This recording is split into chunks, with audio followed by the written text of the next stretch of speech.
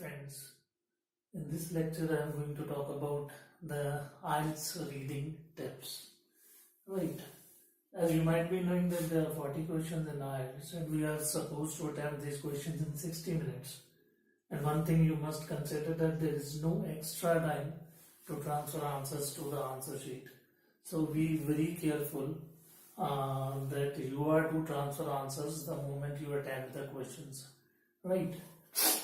So let's talk about the basic tips how you can improve your IELTS reading, right? And yes, before the tips we will talk about the reading techniques which you can use basically while attempting the questions, right?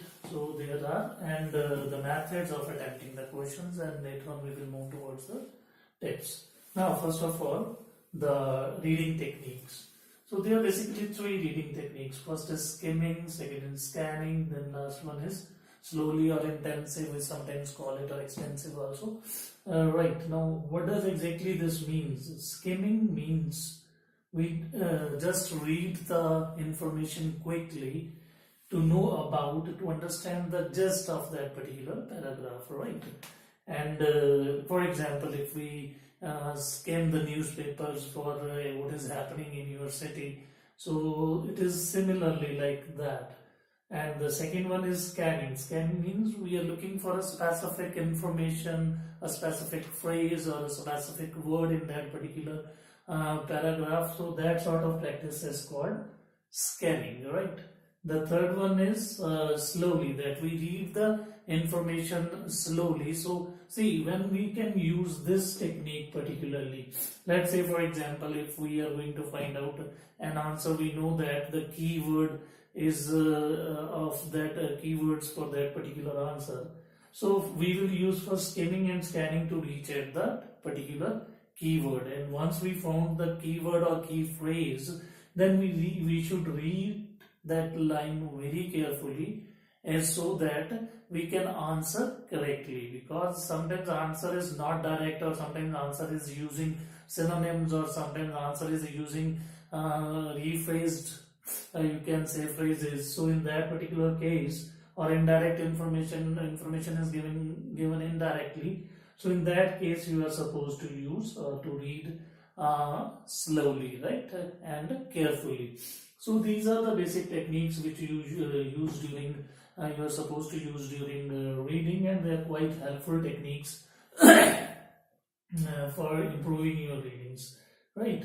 And the next is basically the methods of attempting questions. Sometimes students come to me, well sir, should I first read the entire paragraph and then go for the answers, or should I first read the questions and then start reading the paragraphs? They are a bit confused for the choice, about the choice basically. For example, so let's say there are students who go for reading entire paragraph first.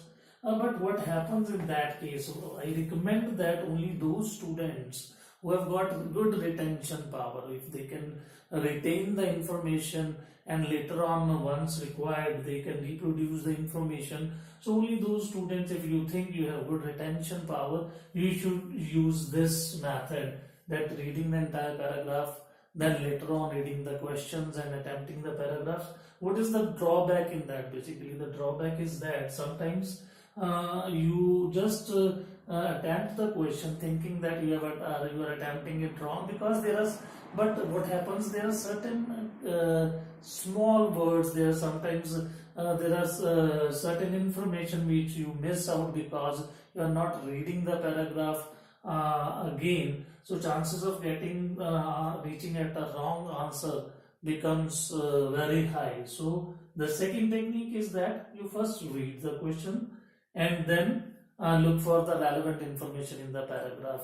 I think you should go for this. I recommend this technique to the students because what I personally feel is that it saves time, because you are not reading the entire paragraph first and then reading the questions and then reading the paragraph again. Here you simply read out the questions, mark the keywords in the questions, then attempt the paragraphs, just match the keywords where are they matching, and then you accordingly look for the answer. So this is a better technique and saves you the time. But what I recommend is to use that just practice both the techniques. First, practice one technique for a few days, let's say a week, and then if you see what is your score, and later on try another technique or the other technique and for another week, and see means what is the difference. If you think the progress is more in the first technique, you are getting more score by using the first technique, okay, keep adhering to that particular technique. Otherwise adopt the other one, right?